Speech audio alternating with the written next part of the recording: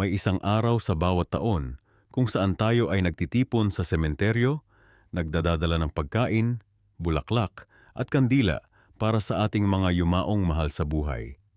Tinatawag natin itong undas o araw ng mga patay. Pero alam mo ba na ang mga kaugaliang ito ay walang basehan sa Biblia? Ang katotohanan ay mas nakakagulat pa sa inaakala mo. Habang milyon-milyong Pilipino ang nagsisindi ng kandila para ipatnubayan ang mga kaluluwa, ang Biblia mismo ay nagsasabi na ang mga patay ay walang kamalayan. Hindi sila nakaririnig, nakakakita o nakakaramdam.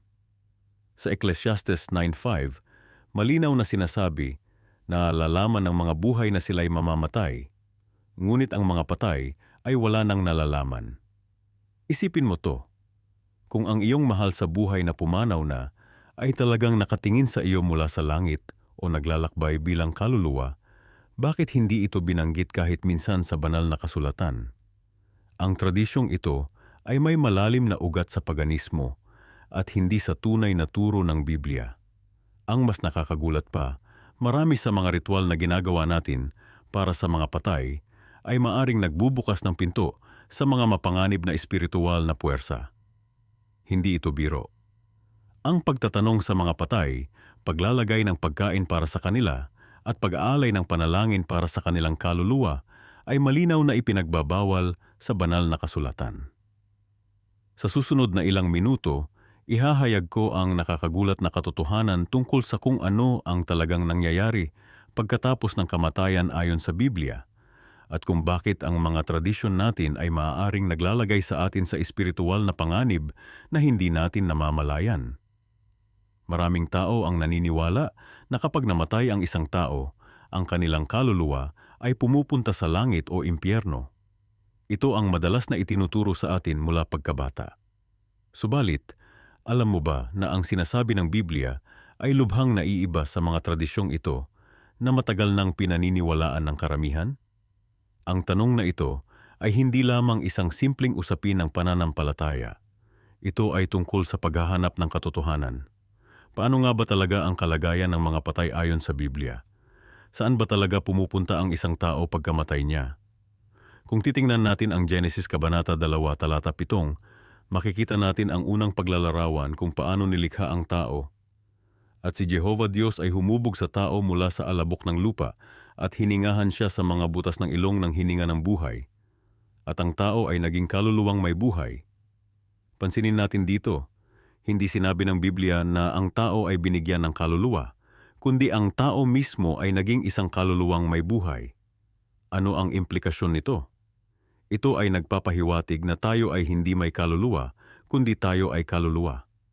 Ang kaluluwa ay ang kombinasyon ng katawan at hininga ng buhay. Kapag ang hininga ng buhay ay inalis, ang tao ay hindi na kaluluwa. Hindi ito umaalis sa katawan para pumunta sa ibang lugar. Sa Ecclesiastes Kabanata 9, Talata 5 at 10, malinaw na sinasabi, sapagkat nalalaman ng mga buhay na sila'y mamamatay. Ngunit ang mga patay ay walang nalalaman. Anumang masumpungan ng iyong kamay na gawin, gawin mo ito ng iyong buong lakas, sapagkat walang gawa, ni pangangatuwiran, ni kaalaman, ni karunungan sa Sheol, libingan, na iyong patutunguhan. Hindi ba't nakakagulat? Ang Biblia ay malinaw na nagsasabi na ang mga patay ay walang nalalaman, walang nararamdaman, at walang ginagawa. Ito ay lubhang taliwas sa popular na paniniwala na ang mga patay ay nasa langit na nagmamasid sa atin o nasa impyerno na nagdurusa. Ang isa pang mahalagang talata ay matatagpuan sa Ecclesiastes, Kabanata 3, Talata 20. Lahat ay nagmula sa alabok at lahat ay magbabalik sa alabok. Walang binanggit tungkol sa pagpunta sa langit o impyerno. Ang Biblia ay napakalinaw. Kapag namatay tayo, tayo ay bumabalik sa alabok. Pero baka may magsabi, paano naman ang mga talatang nagsasabi tungkol sa langit at impyerno? Tama, may mga talata nga tungkol dito, ngunit kailangan nating maunawaan ang konteksto at ang tunay na kahulugan ng mga salitang ito sa orihinal na wika. Halimbawa, ang salitang impyerno sa Biblia ay kadalasang salin ng salitang Hebreo na Sheol o Griegong Hades na pareho lamang tumutukoy sa libingan o lugar ng mga patay. Hindi ito tumutukoy sa lugar ng walang hanggang pagdurusa tulad ng karaniwang paniniwala. Ngayon, ano naman ang tungkol sa kaluluwa? Ang salitang kaluluwa sa Biblia ay salin ng salitang Hebreo na nephesh o Griegong psyche na tumutukoy sa isang nilalang na may buhay, hindi isang immortal na bahagi ng tao na umaalis sa katawan pagkamatay. Ito ay maaaring lubhang kakaiba sa natutunan mo sa buong buhay mo, ngunit ito ang malinaw na turo ng Biblia. Ang mga tradisyong nagsasabi na ang kaluluwa ay pumupunta sa langit o impyerno pagkamatay ay hindi nakabatay sa Biblia, kundi sa mga impluensya ng sinaunang pilosopiya at iba't ibang relihiyon. Isipin mo ang mga implikasyon nito. Kung ang mga patay ay walang nalalaman, walang nararamdaman, at hindi nakakapunta sa langit o impyerno kaagad pagkamatay, ano ang ibig sabihin nito para sa atin? Paano ito nakakaapekto sa ating pangunawa sa plano ng Diyos para sa sangkatauhan?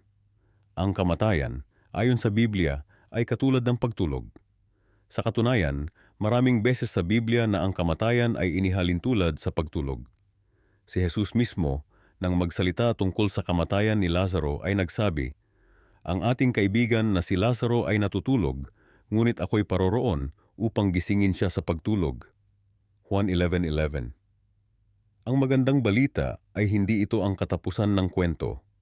Bagamat ang mga patay ay nasa isang kalagayan ng pagtulog o kawalan ng malay-tao, ang Biblia ay nagbibigay ng pag-asa sa pamamagitan ng pangako ng pagkabuhay na muli.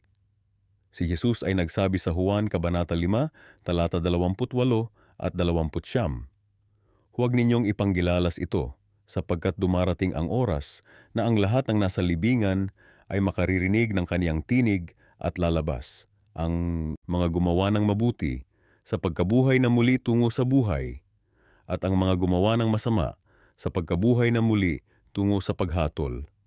Pansinin na sinabi ni Jesus na ang mga patay ay nasa libingan, hindi sa langit o impyerno. At sa hinaharap, sila ay mabubuhay na muli. Ang pag-unawa sa katotohanan ito ay nagbibigay sa atin ng bagong perspektibo sa kamatayan. Hindi ito isang daan patungo sa agarang gantimpala o parusa, kundi isang panahon ng pahinga hanggang sa araw ng pagkabuhay na muli. Pero may isang tanong pa na kailangang sagutin. Kung ganito ang turo ng Biblia, bakit maraming Kristiyano ang naniniwala na ang mga patay ay pumupunta kaagad sa langit o impyerno? Saan nagmula ang mga ideyang ito? Maraming tao ang naniniwala na kapag namatay na ang isang tao, ang kanilang kaluluwa ay patuloy na nabubuhay sa ibang dimensyon. Ito ang tinatawag nating kamalayan pagkatapos ng kamatayan. Ngunit ano ba talaga ang sinasabi ng Biblia tungkol dito? Marami sa atin ang lumaki sa mga kwentong kapag ang isang tao ay namatay, siya ay nakakaalam pa rin ng nangyayari sa mundo.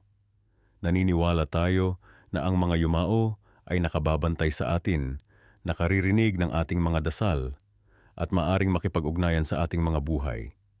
Subalit kapag tiningnan natin ang Biblia, makikita natin ang isang kakaibang larawan. Sa aklat ng Ecclesiastes Kapitulo 9, talata 5, malinaw na sinasabi, "Sapagkat nalalaman ng mga buhay na sila'y mamamatay, ngunit ang mga patay ay wala nang nalalaman at wala na silang gantimpala, sapagkat ang alaala sa kanila ay nalimutan." Isipin mo yan. Sinasabi ng Biblia na ang mga patay ay wala nang nalalaman. Hindi sila nakababantay sa atin, hindi nila alam ang ating mga problema, at hindi sila nakaririnig ng ating mga dasal. Ito ay lubhang naiiba sa tinuturo ng maraming relihiyon at tradisyon. Maraming kultura ang nagsasagawa ng mga ritual para sa mga yumao, nag-aalay ng pagkain at regalo, at nakikipag-usap sa kanila. Ngunit kung ang mga patay ay wala nang nalalaman ayon sa Biblia, bakit tayo gumagawa ng mga bagay na ito? Sa katunayan, ipinagpatuloy pa ng talata ang kanilang pag-ibig at ang kanilang puot at ang kanilang inggit ay nawala na ngayon, at wala na silang bahagi magpakailanman sa anumang bagay na ginagawa sa ilalim ng araw. Hindi lamang sinasabi ng Biblia na ang mga patay ay wala nang nalalaman, kundi wala na rin silang damdamin, walang pag-ibig, walang galit, walang inggit. Wala na silang kinalaman sa anumang nangyayari sa mundo ng mga buhay. Maaaring mahirap tanggapin ito, lalo na kung ikaw ay lumaki sa isang kultura kung saan ang pakikipag-ugnayan sa mga yumao ay normal na bahagi ng buhay. Ngunit kung tayo ay naniniwala sa Biblia bilang salita ng Diyos, kailangan nating tanggapin ang katotohanan na itinuturo nito, kahit na ito ay salungat sa ating mga tradisyon at paniniwala. Ngayon, maaari mong itanong, kung ang mga patay ay wala nang nalalaman, saan sila napupunta pagkatapos ng kamatayan? Ang Biblia ay nagbibigay din ng sagot sa tanong na ito. Sa aklat ng Ecclesiastes Kapitulo 3, talata 20, sinasabi, lahat ay napupunta sa isang lugar, lahat ay nagmula sa alabok, at lahat ay magbabalik sa alabok. Ang ating mga katawan ay babalik sa lupa, sa alabok kung saan tayo nagmula. Ngunit paano naman ang ating espiritu o kaluluwa? Sa aklat ng Ecclesiastes Kapitulo 12, talata 7, sinasabi, at ang alabok ay magbabalik sa lupa gaya ng dati, at ang espiritu ay magbabalik sa Diyos na nagbigay nito.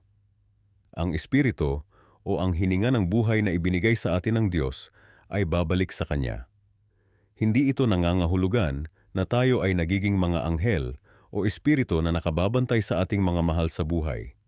Sa halip, ito ay nangangahulugan na ang buhay na ibinigay sa atin ng Diyos ay babalik sa Kanya. Ito ay katulad ng isang baterya na nagbibigay ng enerhiya sa isang laruan. Kapag ang baterya ay inalis, ang laruan ay hindi na gumagana.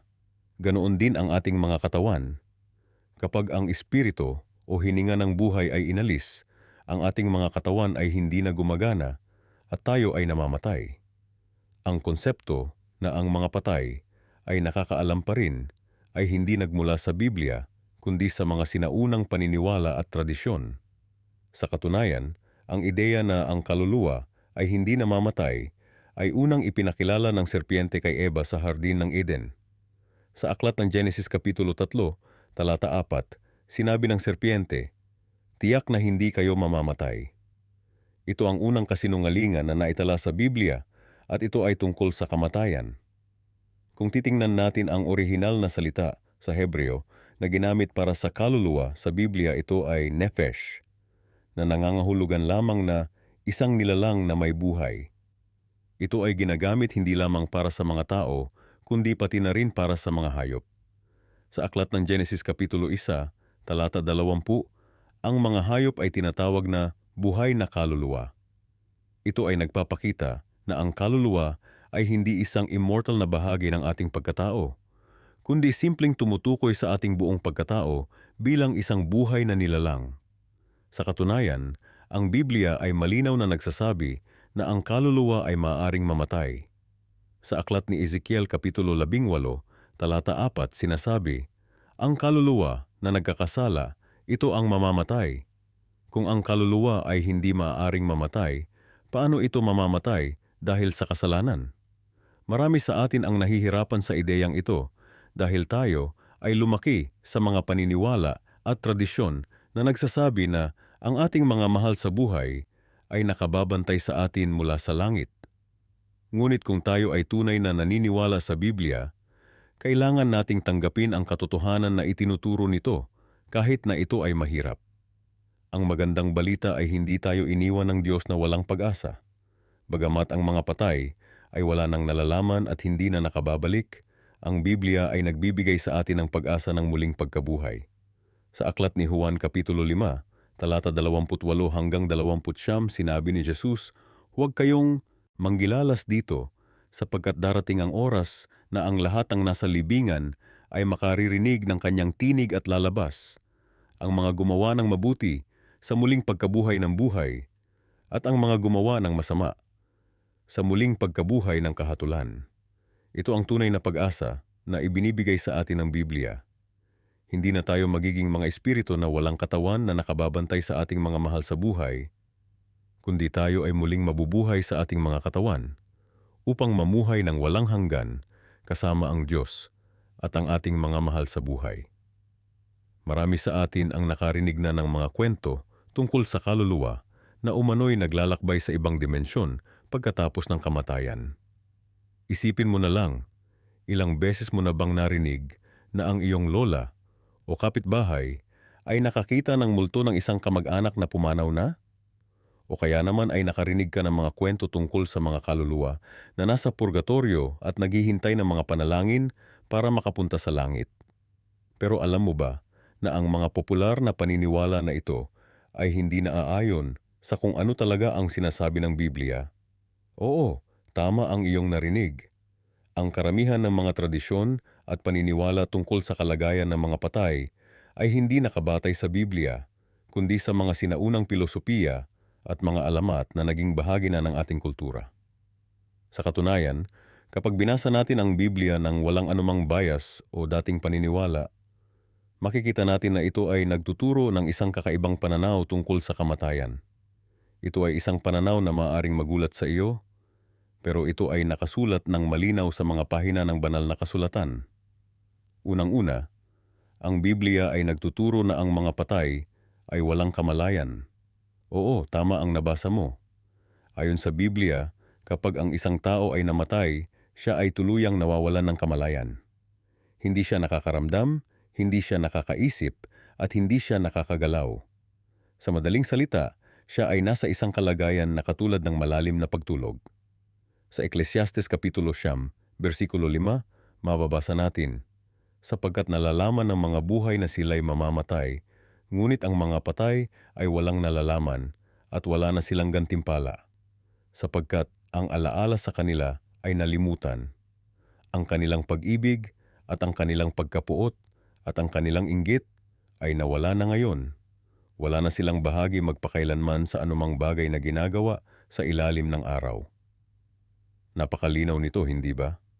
Ang mga patay ay walang nalalaman. Wala silang kamalayan sa anumang nangyayari sa mundo. Hindi sila makakaramdam ng pag-ibig, pagkapuot o inggit. Hindi sila nakakakita ng mga ginagawa ng kanilang mga mahal sa buhay. Hindi sila nakaririnig ng mga panalangin. Hindi sila nakakausap ng mga buhay. At hindi lamang iyon. Sa Awit Kapitulo 6, versikulo 5, mababasa natin, sapagkat sa kamatayan ay walang alaala sa iyo, sa libingan, sino ang magpapasalamat sa iyo? At sa Awit Kapitulo 9, versikulo 11, sinasabi, ang tao, bagaman marangal, ay hindi nananatili. Siya ay katulad ng mga hayop na namamatay. Ito ay lubhang kakaiba sa popular na paniniwala na ang mga patay ay nagpapatuloy sa ibang anyo o sa ibang lugar. Ang Biblia ay malinaw na nagsasabi na kapag ang isang tao ay namatay, siya ay tuluyang nawawalan ng kamalayan. Pero baka naman iniisip mo ngayon, paano naman ang mga kwento tungkol sa langit at impyerno? Hindi ba't ang mga mabubuting tao ay pumupunta sa langit pagkamatay nila at ang mga masasama ay pumupunta sa impyerno? Ito ang kagilagilalas na katotohanan. Ayon sa Biblia, wala ni isang tao ang pumupunta sa langit o impyerno kaagad pagkamatay. Sa halip, ang mga patay ay naghihintay sa kanilang mga libingan hanggang sa araw ng pagkabuhay na maguli. Sa Aklat ng Daniel Kapitulo 12, versikulo 2, mamababasa natin, at marami sa mga natutulog sa alabok ng lupa ay gigising, ang iba'y sa walang hanggang buhay, at ang iba'y sa kahihiyan, at sa walang hanggang pagkasuklam.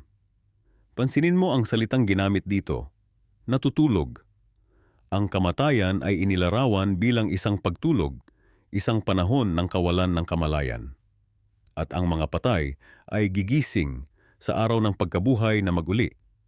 Ito rin ang itinuro ni Jesus.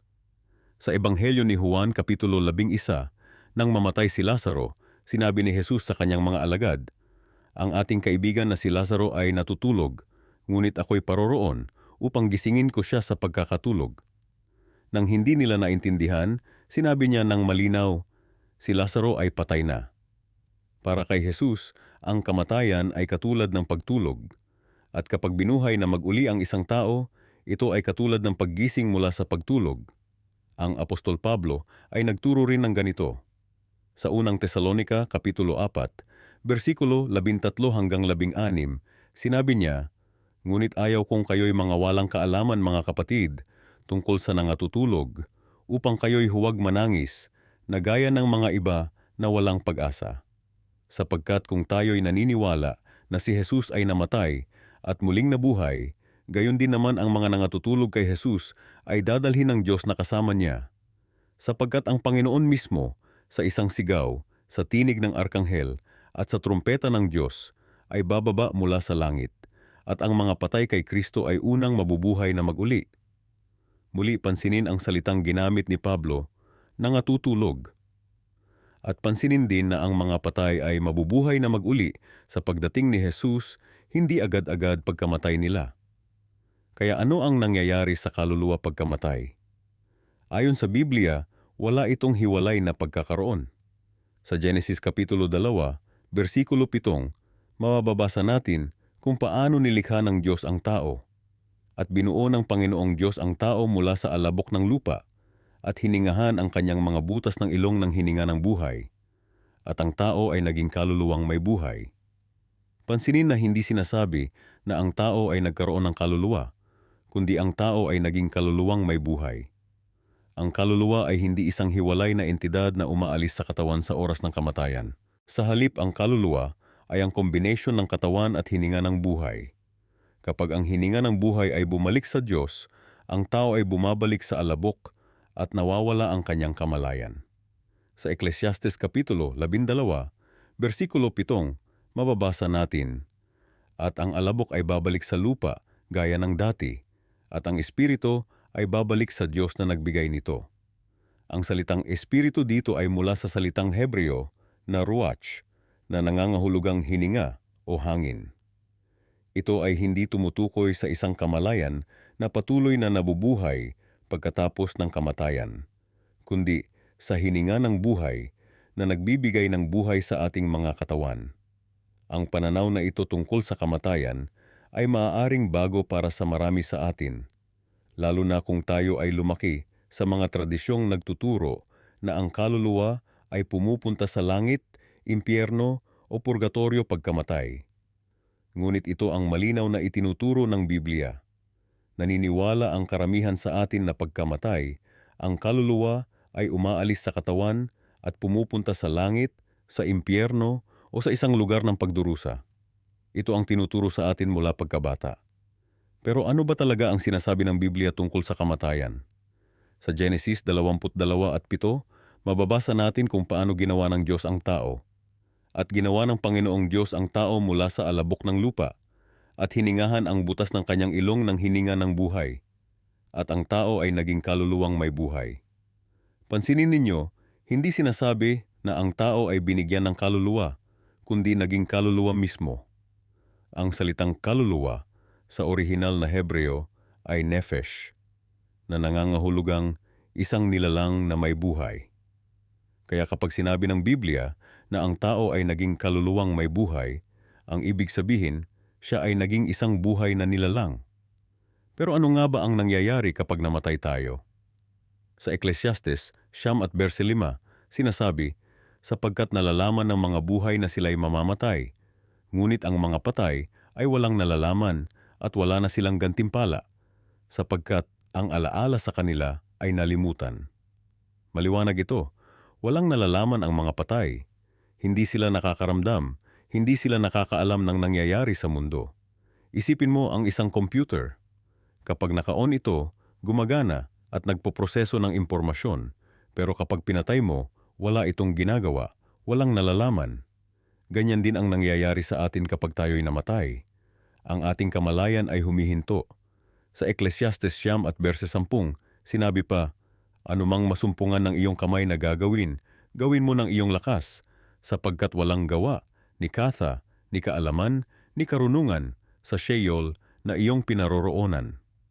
Ang Sheol ay ang libingan o ang kalagayan ng mga patay. Walang aktibidad doon, walang pag-iisip, walang pagkata. Alam ninyo, ang ideya na ang kaluluwa ay lumilipat sa ibang lugar pagkamatay ay hindi nanggaling sa Biblia. Ito'y nanggaling sa pilosopiya ng mga Griego, lalo na kay Plato. Siya ang nagturo na ang kaluluwa ay immortal at hiwalay sa katawan. Pero sa Biblia, ang tao ay isang buo, katawan, isip, at hininga ng buhay mula sa Diyos. Kapag namatay, bumabalik ang katawan sa alabok, at ang hininga ng buhay ay bumabalik sa Diyos. Sa Ecclesiastes 12 at verse 7 sinasabi, at ang alabok ay magbabalik sa lupa na pinanggalingan, at ang espiritu ay magbabalik sa Diyos na nagbigay nito. Ang salitang espiritu dito sa orihinal na Hebreo ay ruach, na nangangahulugang hininga o hangin.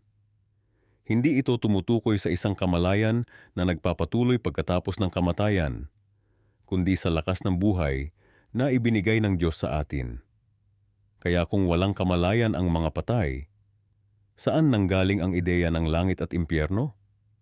At bakit maraming Kristiyano ang naniniwala na pagkamatay, sila ay pupunta kaagad sa langit o sa impyerno? Isa sa mga dahilan ay ang maling pagkaintindi sa ilang talata sa Biblia.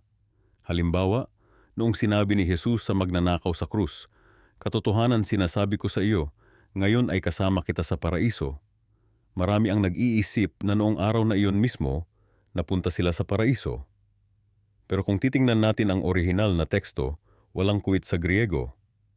Ang tamang pagbasa ay, "Katotohanan sinasabi ko sa iyo ngayon, ikaw ay kasama ko sa paraiso."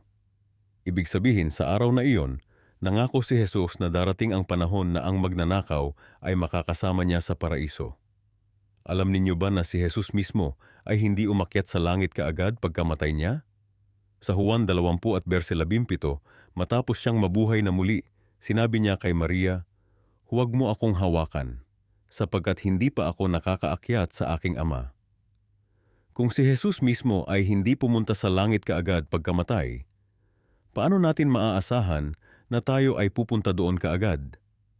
Ang katotohanan ay, ayon sa Biblia, ang mga patay ay natutulog.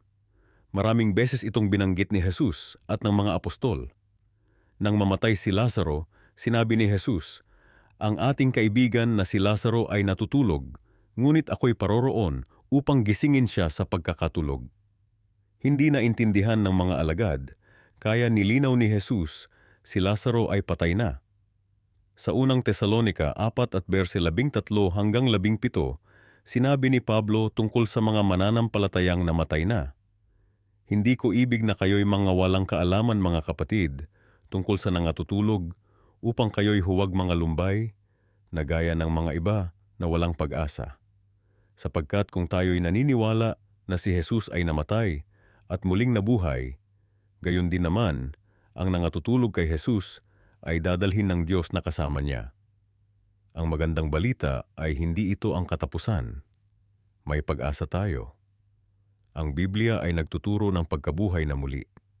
Hindi tayo pupunta sa langit bilang mga kaluluwa na walang katawan, kundi tayo ay bubuhayin na muli ng Diyos sa pagdating ni Jesus. Sa Juan 5 at verse 28 at 29, sinabi ni Jesus, "Huwag ninyong ipanggilalas ito, sapagkat dumarating ang oras na ang lahat ng nasa libingan man ay makaririnig ng kanyang tinig at magsisilabas, ang mga nagsigawa ng mabuti sa pagkabuhay na muli sa buhay, at ang mga nagsigawa ng masama sa pagkabuhay na muli sa paghatol." Kaya ang tunay na pag-asa ng Kristiyano ay hindi ang pagpunta sa langit kaagad pagkamatay, kundi ang pagkabuhay na muli sa pagdating ni Jesus. Ito ang dahilan kung bakit tinatawag ni Pablo ang pagkabuhay na muli ni Jesus na unang bunga, dahil susunod tayo sa Kanya. Pero may mga talata sa Biblia na tila nagpapahiwatig na may kamalayan pagkatapos ng kamatayan, tulad ng talinghaga tungkol sa mayaman at kay Lazaro, o ang sinabi ni Pablo na mas gusto niyang mamatay at makasama si Kristo. Paano natin maipapaliwanag ang mga ito? Napakaraming kaugalian at paniniwala ang bumabalot sa paksa ng kamatayan. Mula sa mga ritual ng lamay, sa paglalagay ng pera sa kabaong, hanggang sa pagsusuot ng itim bilang simbolo ng pagluluksa.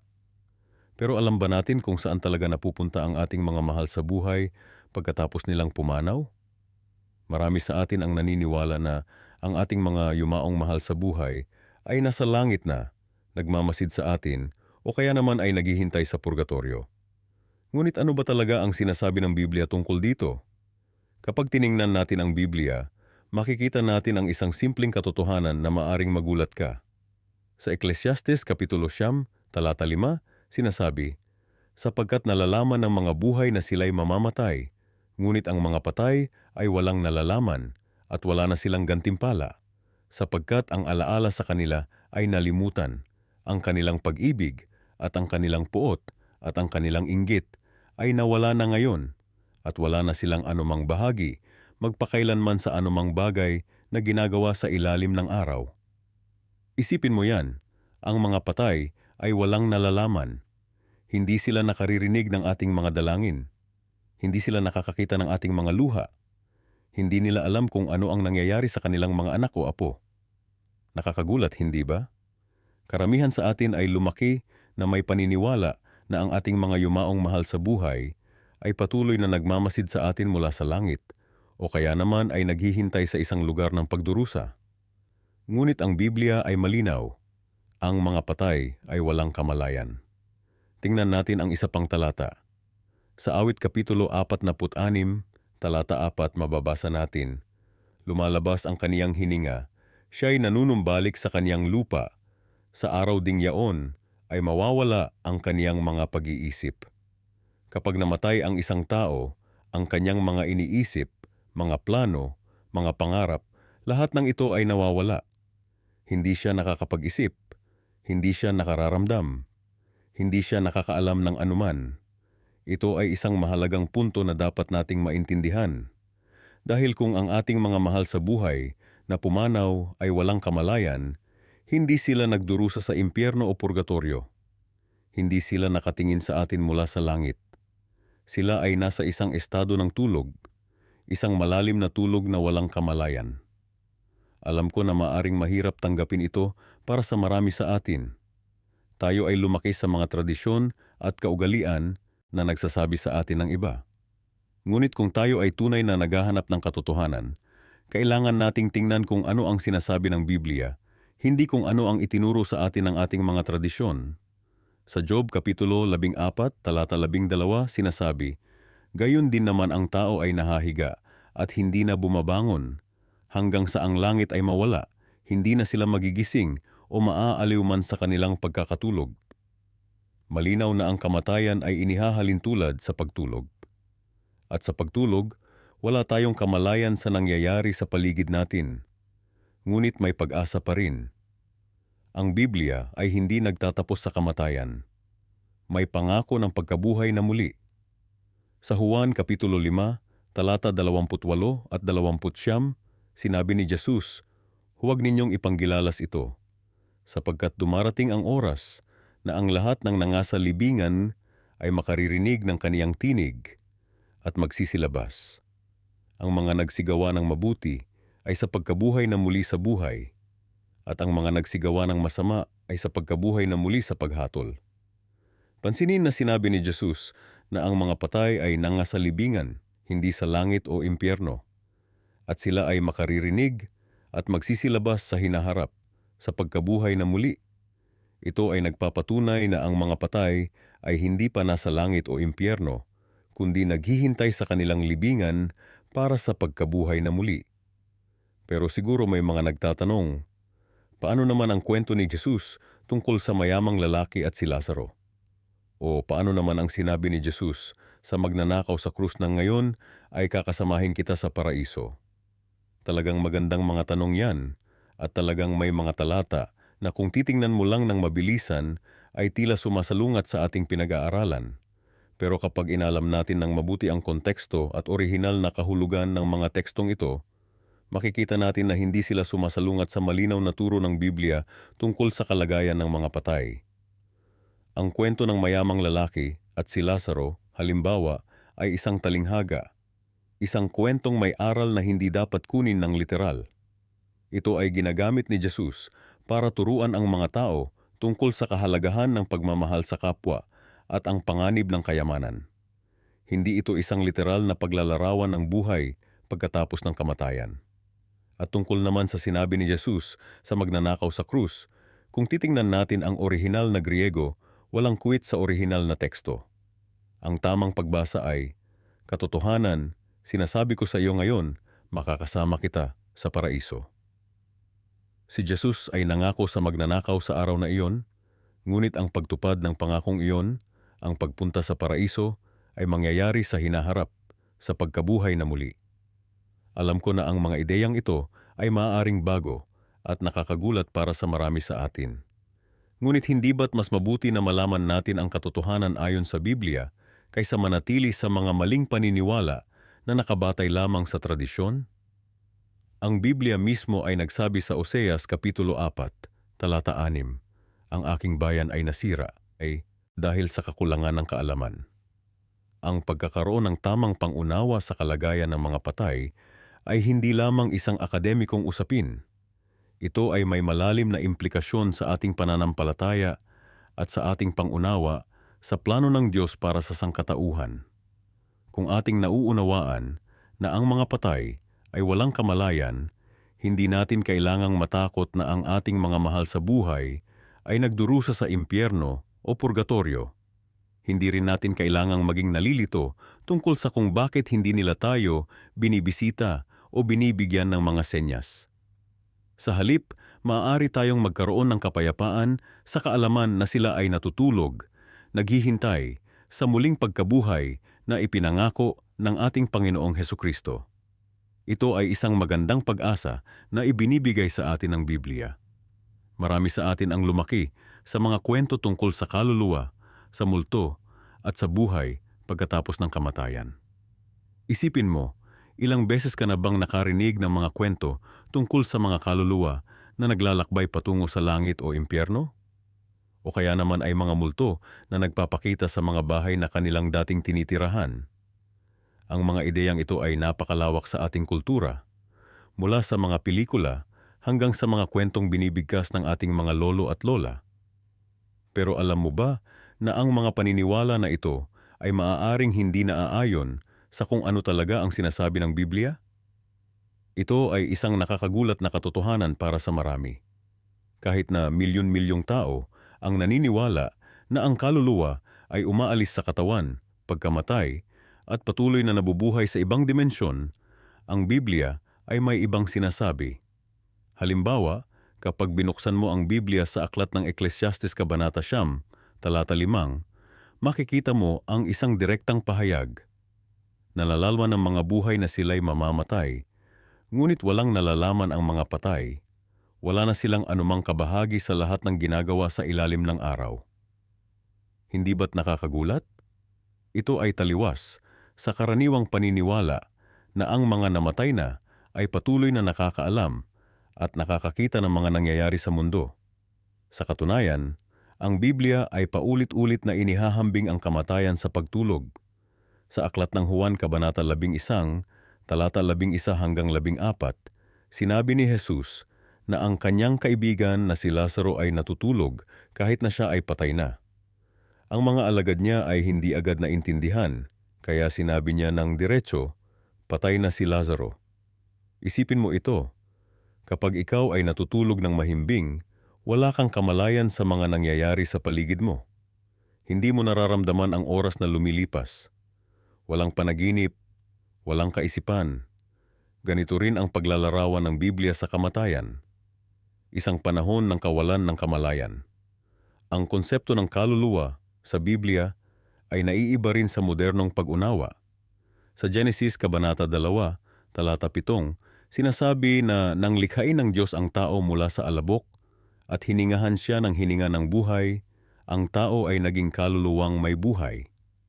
Pansinin mo, hindi sinabing ang tao ay nagkaroon ng kaluluwa, kundi siya mismo ay naging kaluluwa. Ang salitang kaluluwa sa orihinal na teksto ay nephesh sa Hebrew na simpleng nangangahulugang isang nilalang na may buhay. Ito ay nagdudulot ng malalim na tanong. Kung ang mga patay ay walang kamalayan, ano ang nangyayari sa atin pagkatapos ng kamatayan? Bakit maraming relihiyon at kultura ang nagtuturo ng ibang bagay? At bakit mahalaga na malaman natin ang katotohanan tungkol dito? Ang sagot ay maaring nakakabahala para sa ilan, pero nakapagbibigay din ito ng pag-asa. Ayon sa Biblia, ang ating tanging pag-asa ay ang pagkabuhay na muli, ang pangako na balang araw, ang mga namatay ay muling mabubuhay. Hindi ito tungkol sa isang kaluluwa na patuloy na nabubuhay sa ibang dimensyon, kundi ang tunay na pagbabalik ng buhay sa pamamagitan ng kapangyarihan ng Diyos. Sa aklat ng Daniel, Kabanata 12, talata 2, sinasabi, "At marami sa mga natutulog sa alabok ng lupa ang magigising. Ang ilan ay sa buhay na walang hanggan, at ang ilan ay sa kahihiyan at sa walang hanggang pagkasuklam." Muli, pansinin ang paghahambing sa pagtulog. Ang apostol na si Pablo ay nagpapatibay din nito sa unang Korinto Kabanata 15, kung saan kanyang tinatalakay ng detalyado ang kahalagahan ng pagkabuhay na muli. Sinabi niya na kung walang pagkabuhay na muli, ang ating pananampalataya ay walang kabuluhan at ang mga namatay kay Kristo ay napahamak. Bakit niya ito sasabihin kung ang mga kaluluwa ay patuloy na nabubuhay pagkatapos ng kamatayan? Ang implikasyon nito ay malaki. Kung ang mga patay ay walang kamalayan, hindi sila nagdurusa sa impyerno o nagdiriwang sa langit sa ngayon. Hindi sila naglalakbay-lakbay bilang mga multo o espiritu. Sila ay simpleng natutulog, naghihintay sa araw ng pagkabuhay na muli. Ito ay maaaring mahirap tanggapin para sa marami, lalo na kung ikaw ay lumaki na naniniwala sa ibang bagay. Ngunit hindi ba't mas maganda na malaman ang katotohanan kaysa patuloy na maniwala sa mga maling ideya, kahit gaano pa ito kaganda o nakakaaliw? Ang pag-unawa sa katotohanang ito ay nagbibigay din ng kapanatagan. Hindi na natin kailangang matakot na ang ating mga mahal sa buhay na namatay ay maaaring naghihirap sa impyerno. Hindi na natin kailangang mag-alala na sila ay naglalakbay-lakbay bilang mga multo, hindi makahanap ng kapayapaan. Sa halip, maaari tayong magkaroon ng katiyakan na sila ay nasa mapayapang pagtulog, naghihintay sa pangako ng Diyos na sila ay muling bubuhayin sa tamang panahon. Ang katotohanang ito ay hindi lamang nagbibigay ng kapanatagan, kundi nagbibigay din ito ng pag-asa. Ang pag-asa na ang kamatayan ay hindi ang katapusan, kundi isang pansamantalang paghinto lamang. Ang pag-asa na balang araw, makikita natin muli ang ating mga mahal sa buhay na namatay na. Hindi bilang mga walang katawang espiritu, kundi bilang tunay na mga tao, muling nabuhay sa pamamagitan ng kapangyarihan ng Diyos. Maraming tao ang nagtataka kung ano ba talaga ang nangyayari sa atin kapag tayo ay namatay. Ito ay isang katanungang umiikot sa isipan ng bawat tao, lalo na kapag nakakaranas tayo ng pagkawala ng isang mahal sa buhay. Ngunit kahit na ito ay isang universal na karanasan, maraming magkakaibang paniniwala at tradisyon ang umiiral tungkol sa kalagayan ng mga yumao. Ang karaniwang paniniwala ng maraming tao ay kapag namatay ang isang tao, ang kanilang kaluluwa o espiritu ay patuloy na nabubuhay sa ibang dimensyon.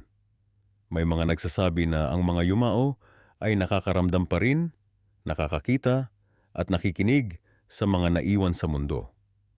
Kaya naman may mga ritual tulad ng paglalagay ng pagkain sa puntod, pag-aalay ng mga bulaklak, at pagdarasal para sa mga yumao. Ang mga tradisyong ito ay nagpapakita ng malalim na koneksyon na nararamdaman natin sa mga wala na. Subalit ano ba talaga ang sinasabi ng Biblia tungkol sa kalagayan ng mga patay? Ang sagot ay maaring ikagulat ng marami dahil ito ay lubhang naiiba sa mga popular na tradisyon at paniniwala. Sa Ecclesiastes Kapitulo 9, talata 5, mababasa natin, "Sapagkat nalalaman ng mga buhay na sila'y mamamatay, ngunit ang mga patay ay hindi nakakaalam ng anuman ni wala na silang gantimpala, sapagkat ang alaala sa kanila ay nalimutan na." Isipin mo iyon, ang Biblia ay malinaw na nagsasabi na ang mga patay ay hindi nakakaalam ng anuman. Hindi sila nakakakita, nakaririnig o nakararamdam.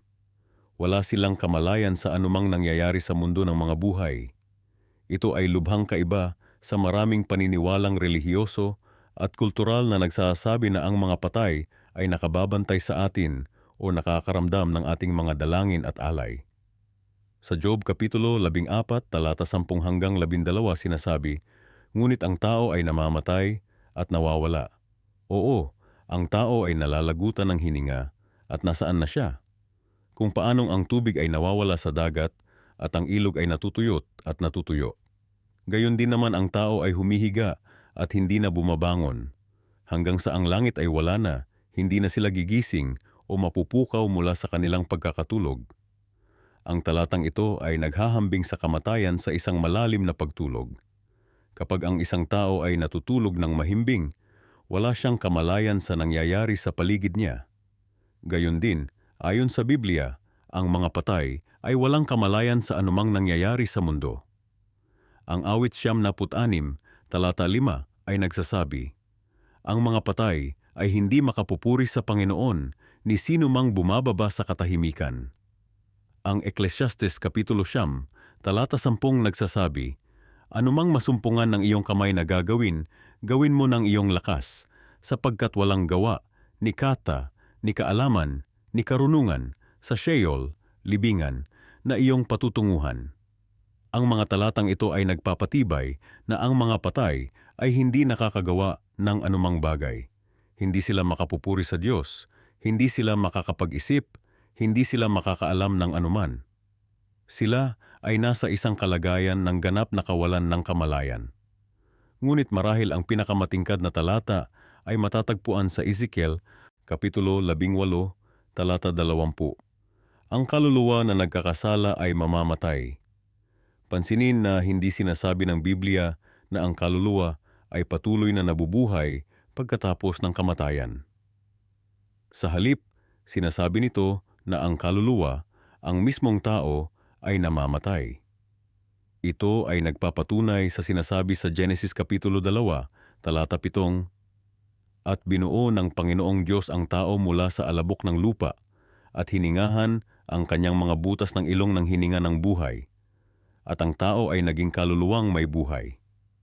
Pansinin na hindi sinasabi ng Biblia na ang tao ay nagkaroon ng kaluluwa, kundi ang tao ay naging kaluluwang may buhay. Kaya ano talaga ang kaluluwa ayon sa Biblia? Ito ay ang kombinasyon ng katawan, alabok ng lupa, at hininga ng buhay mula sa Diyos. Kapag ang isang tao ay namatay, ang prosesong ito ay nababaligtad. Gaya ng sinasabi sa Ecclesiastes Kapitulo 12, talata 7, "At ang alabok ay magbabalik sa lupa gaya ng dati, at ang espiritu ay magbabalik sa Diyos na nagbigay nito." Ang espiritu na tinutukoy dito ay hindi isang kamalayan o personalidad na patuloy na nabubuhay. Ito ay ang hininga ng buhay o lakas ng buhay na ibinigay ng Diyos sa tao. Kapag ang isang tao ay namatay, ang lakas ng buhay na ito ay bumabalik sa Diyos at ang katawan ay bumabalik sa alabok. Ang kamatayan, ayon sa Biblia, ay katulad ng isang pagtulog na walang kamalayan. Kaya nga maraming beses sa Biblia, ang mga taong namatay ay inilalarawan bilang natutulog. Si Jesus mismo, nang banggitin niya ang pagkamatay ng kanyang kaibigan na si Lazaro, ay nagsabi, "Ang ating kaibigan na si Lazaro ay natutulog, ngunit ako'y paroroon upang gisingin ko siya sa pagkakatulog." Juan Kapitulo 11, talata 11. Ito ay isang pananaw na maaaring magbigay ng kapayapaan sa maraming tao. Ang mga minamahal natin na namatay ay hindi nagdurusa o nakakaranas ng anumang sakit. Sila ay nasa isang kalagayan ng ganap na pahinga, naghihintay sa pagkabuhay na muli na ipinangako ng Diyos. May mga katuruan ang maraming relihiyon na ang kaluluwa ay hindi namamatay at nagpapatuloy ang buhay pagkatapos ng kamatayan. Ayon sa kanila, ang mabubuting kaluluwa ay pupunta sa langit at ang masasama naman ay mapupunta sa impyerno para magdusa magpakailanman. May iba pa nga na naniniwala sa purgatorio kung saan daw dumadaan muna ang kaluluwa bago makapunta sa langit. Pero alam mo ba na ang mga katuroang ito ay walang basehan sa Biblia? Oo, tama ang narinig mo.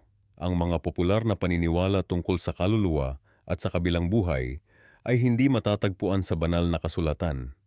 Sa katunayan, ang mga ito ay nagmula sa mga sinaunang paganong relihiyon at pilosopiya na unti-unting pumasok sa Kristyanismo noong unang mga siglo pagkatapos mamatay ng mga apostol. Halimbawa, ang konsepto ng immortal na kaluluwa ay nagmula sa mga sinaunang Ehipsyo at Griego, lalo na sa mga turo ni Plato. Isipin mo, ang mga Griego at Ehipsyo ay sumasamba sa maraming Diyos at nagsasagawa ng mga ritual na malinaw na labag sa turo ng Biblia. Ngunit ang kanilang mga ideya tungkol sa kaluluwa ay naging bahagi ng doktrina ng maraming simbahan. Ganoon din ang konsepto ng impyerno bilang lugar ng walang hanggang pagdurusa. Hindi ito itinuturo ng orihinal na Kristyanismo. Sa halip, ito ay nagsimula sa mga mitolohiya ng Griego tungkol sa Hades at Tartarus. Ang ideya naman ng purgatorio ay hindi nabanggit kahit saan sa Biblia, ngunit naging opisyal na doktrina ng ilang simbahan noong Edad Medya. Ngunit ano ba talaga ang sinasabi ng Biblia tungkol sa kaluluwa, kamatayan, at sa mangyayari pagkatapos nito? Narito ang ilang katotohanang maaring magulat sa iyo. Una, ayon sa Biblia, ang kaluluwa ay hindi immortal. Sa Genesis 2:7, sinasabi na nang likhain ng Diyos ang tao, ginawa niya si Adan mula sa alabok ng lupa. Hiningahan ng hininga ng buhay, at ang tao ay naging kaluluwang may buhay. Pansinin mo, hindi sinabi na binigyan ng Diyos ang tao ng kaluluwa, kundi ang tao mismo ay naging kaluluwa. Ang salitang kaluluwa sa orihinal na Hebreo ay nephesh, na nangangahulugang nilalang na may buhay. Ikalawa, sinasabi ng Biblia na ang kaluluwa ay namamatay. Sa Ezekiel 18:4, malinaw na sinasabi, ang kaluluwa na nagkakasala, ito ang mamamatay. At sa Ecclesiastes 9:5-10, mababasa natin, sapagkat nalalaman ng mga buhay na sila'y mamamatay, ngunit ang mga patay ay walang nalalaman, sapagkat walang gawa, ni katha, ni kaalaman, ni karunungan sa Sheol, libingan, na iyong pinaroroonan. Kung tutuusin, ang kaluluwa ay hindi isang espiritong bahagi ng tao na nagpapatuloy na nabubuhay pagkatapos ng kamatayan. Sa halip, ang kaluluwa ay ang kombinasyon ng katawan, alabok ng lupa, at hininga ng buhay, espiritu o lakas ng buhay mula sa Diyos. Kapag namatay ang tao, ang katawan ay babalik sa lupa, at ang espiritu o hininga ng buhay ay babalik sa Diyos na nagbigay nito, Ecclesiastes 12:7. Hindi ito nangangahulugang ang kamalayan ng tao ay nagpapatuloy, kundi ang buhay na prinsipyo na nagbibigay buhay sa katawan ay bumabalik sa Diyos. Kaya ano ang nangyayari sa tao kapag namatay? Ayon sa Biblia, ang kamatayan ay katulad ng pagtulog. Si Jesus mismo ay gumamit ng paghahambing na ito nang sabihin niya na ang kanyang kaibigan na si Lazaro ay natutulog. Juan 13:11-13. Ganoon din sinabi ni Apostol Pablo na ang mga mananampalatayang namatay na ay natutulog. 1 Thessalonica 4:13. Ang pagkakahalintulad sa pagtulog ay makahulugan. Kapag natutulog tayo, wala tayong kamalayan sa nangyayari sa paligid natin. Ganoon din ang kamatayan. Ang mga patay ay walang kamalayan. Sila ay hindi nakakakita, nakakarinig, o nakakaisip ng anuman. Sila ay nasa isang kalagayan ng kawalan ng malay-tao, naghihintay ng pagkabuhay na muli. Oo, ang pag-asa ng mga Kristiyano ay hindi ang pagpapatuloy ng buhay bilang isang walang katawang kaluluwa, kundi ang pagkabuhay na muli. Ang pagkabuhay na muli ay nangangahulugang ang mga patay ay bubuhayin muli sa hinaharap, katulad ng pagkabuhay na muli ni Jesus. Ngayon, tungkol naman sa impyerno. Ang tradisyonal na larawan ng impyerno bilang lugar ng walang hanggang pagdurusa sa apoy ay hindi ayon sa Biblia. Ang salitang impyerno sa Bagong Tipan ay karaniwang salin ng salitang Griego na Gehenna, na tumutukoy sa isang lugar sa labas ng Jerusalem kung saan sinusunog ang basura. Ito ay naging simbolo ng ganap na pagkawasak, hindi ng walang hanggang pagdurusa. Ang Biblia ay nagtuturo na ang kaparusahan ng masasama ay kamatayan, hindi walang hanggang pagdurusa. Sa Roma 6:23, sinasabi, sapagkat ang kabayaran ng kasalanan ay kamatayan, ngunit ang kaloob na walang bayad ng Diyos ay buhay na walang hanggan kay Kristo Jesus na Panginoon natin. Pansinin na ang kabayaran ng kasalanan ay kamatayan, hindi walang hanggang buhay sa pagdurusa. Ang konsepto ng purgatorio, sa kabilang banda, ay ganap na wala sa Biblia. Walang binanggit tungkol sa isang pansamantalang lugar ng pagdurusa o paglilinis pagkatapos ng kamatayan. Sa halip, ang Biblia ay nagtuturo na ang kaligtasan ay nakasalalay sa pananampalataya kay Kristo habang nabubuhay pa, at pagkatapos ng kamatayan, ang susunod na karanasan ng tao ay ang pagkabuhay na muli. Ang mga maling katuroang ito ay nagdudulot ng malaking kalituhan at takot sa maraming tao. Maraming nabubuhay sa takot sa impyerno o nag-aalala tungkol sa kanilang mga mahal sa buhay na nasa purgatorio. Ang iba naman ay nagbabayad ng malaking halaga para sa mga misa at panalangin para sa mga kaluluwa ng kanilang mga mahal sa buhay na namatay na. Ngunit ang katotohanan ng Biblia ay nagbibigay ng tunay na pag-asa at kapanatagan. Ang mga patay ay natutulog lamang, naghihintay ng pagkabuhay na muli. Walang kaluluwa na nagdurusa sa impyerno o purgatorio. At ang ating Diyos ay hindi isang malupit na manlulupig na nagpaparusa sa mga tao ng walang hanggang pagdurusa dahil sa mga kasalanang ginawa nila sa maikling panahon ng kanilang buhay dito sa lupa. Kaya sa susunod na may magsabi sa iyo ng mga tradisyonal na katuruan tungkol sa kaluluwa, impyerno o purgatorio, tandaan mo ang sinasabi ng Biblia. Huwag kang maniniwala sa mga katuruan ng tao na salungat sa salita ng Diyos. Dahil ang katotohanan lamang ang makapagpapalaya sa atin mula sa takot at kalituhan. Maraming maling paniniwala ang kumakalat tungkol sa mga patay. Isipin mo, ilang beses ka na bang nakarinig ng mga kwento tungkol sa mga kaluluwa na umano'y naglalakbay patungo sa langit o impyerno pagkamatay? O kaya naman ay nakapanood ka na ba ng mga palabas kung saan ang mga patay ay nakakapanood at nakakabisita sa mga buhay? Ngunit alam mo ba kung ano talaga ang nangyayari sa isang tao kapag siya ay namatay? Ayon sa Biblia, kapag ang isang tao ay namatay, siya ay bumabalik sa alabok. Malinaw itong sinasabi sa Genesis Kabanata 2, Talata 7, "At inanyuan ni Jehova Diyos ang tao sa alabok ng lupa, at hinipan ang kanyang mga butas ng ilong ng hininga ng buhay, at ang tao ay naging kaluluwang buhay." Pansinin mo, hindi sinasabi ng Biblia na ang tao ay may kaluluwa, kundi siya mismo ang kaluluwa. Kapag binawi ang hininga ng buhay, ang tao, ang kaluluwang buhay, ay tuluyang namamatay. Sa Ecclesiastes Kabanata 9, Talata 5 at 10, mababasa natin, "Sapagkat nalalaman ng mga buhay na sila'y mamamatay, ngunit ang mga patay ay walang nalalaman. Anumang masumpungan ng iyong kamay na gagawin, gawin mo ito ng iyong buong lakas, sapagkat walang gawa, ni kaalaman, ni karunungan, sa Sheol na iyong patutunguhan." Malinaw na malinaw, ang mga patay ay walang nalalaman.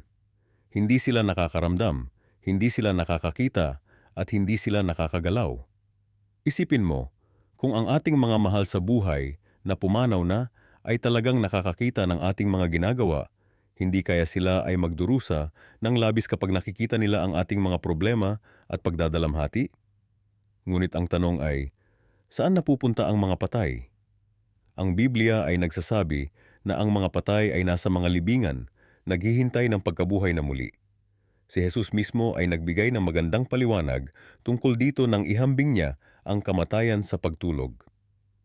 Sa Juan Kabanata 11, nang mamatay ang kanyang kaibigan na si Lazaro, sinabi niya sa kanyang mga disipulo, "Ang ating kaibigan na si Lazaro ay natutulog, ngunit ako'y paroroon upang gisingin siya." Ang mga disipulo ay inakala na literal na natutulog lamang si Lazaro, kaya't sinabi ni Jesus ng malinaw, "Si Lazaro ay patay na." Isipin mo, kung si Lazaro ay nasa langit na at masaya na, bakit pa siya ibabalik ni Jesus sa mundong ito na puno ng paghihirap? At kapag si Lazaro ay nabuhay na muli, bakit wala siyang ibinalita tungkol sa kung ano ang nakita niya sa langit? Ang sagot ay simple, wala siyang naranasang anuman habang siya ay patay, tulad ng isang taong mahimbing na natutulog. Ang konsepto ng kaluluwa na umaalis sa katawan pagkamatay ay hindi nanggaling sa Biblia, kundi sa mga sinaunang paganong paniniwala. Ang mga Griego, lalo na si Platon, ang nagpakalat ng ideya na ang tao ay may isang hindi namamatay na kaluluwa. Ngunit ang Biblia ay malinaw na nagsasabi sa Ezekiel Kabanata 18, Talata 20, "Ang kaluluwang nagkakasala, ito ang mamamatay."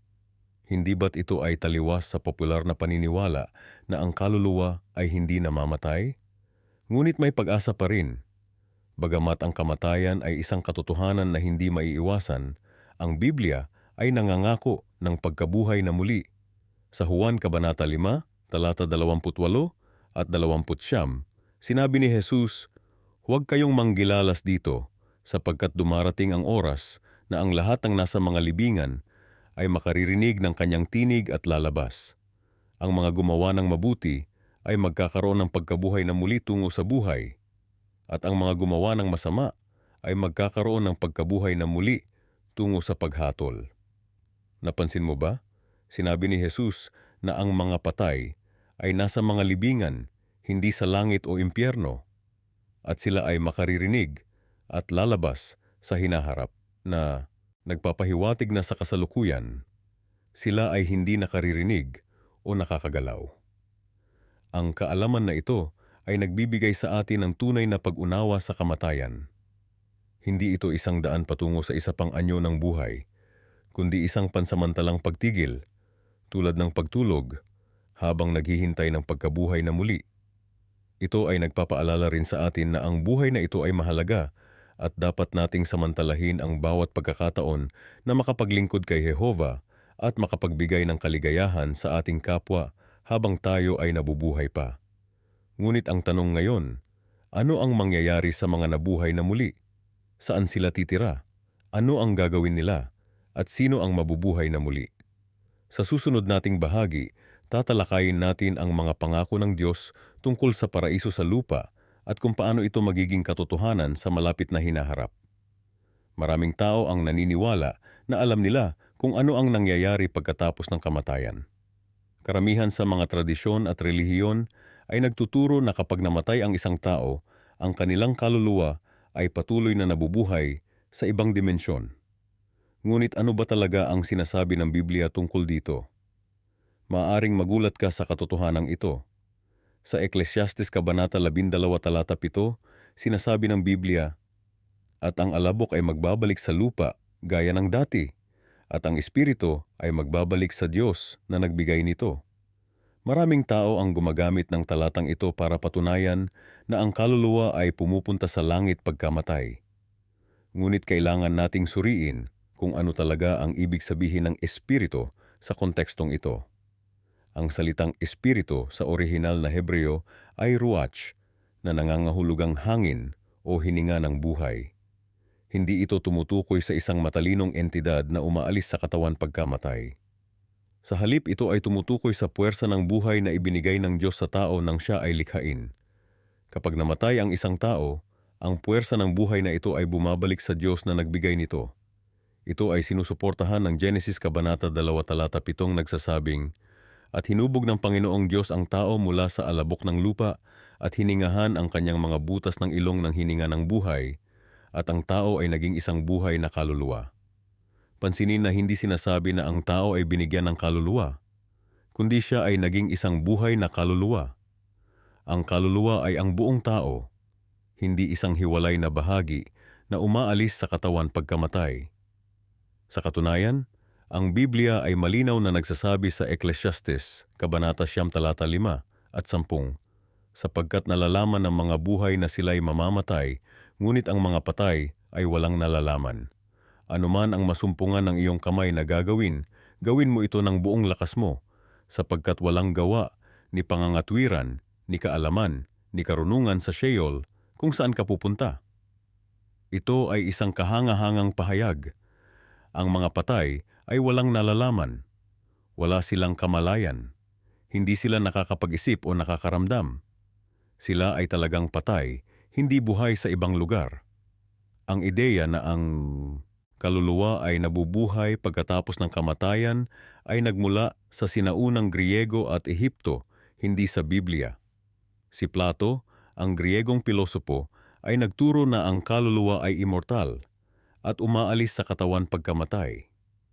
Ang konsepto na ito ay pumasok sa Kristyanismo sa pamamagitan ng mga unang Kristiyanong iskolar na naimpluwensyahan ng Griegong pilosopiya. Ngunit ano ang sinasabi ng Biblia tungkol sa kalagayan ng mga patay? Sa Job Kabanata 14, talata 12 sinasabi, "Gayon din naman ang tao ay humihiga at hindi na bumabangon. Hanggang sa ang mga langit ay wala na, hindi sila gigising, ni mabubuhay mula sa kanilang pagkakatulog." Ang Biblia ay paulit-ulit na inihahambing ang kamatayan sa pagtulog. Ito ay isang walang malay na kalagayan. Kapag ikaw ay natutulog ng mahimbing, hindi mo nalalaman ang nangyayari sa paligid mo. Ganoon din ang kamatayan ayon sa Biblia. Maraming nagtatanong, paano naman ang mga talatang nagsasabi tungkol sa impyerno? Ang orihinal na salitang Hebreo na isinasalin bilang impyerno sa ilang salin ng Biblia ay Sheol, na nangangahulugang libingan o lugar ng mga patay. Hindi ito isang lugar ng pagpapahirap.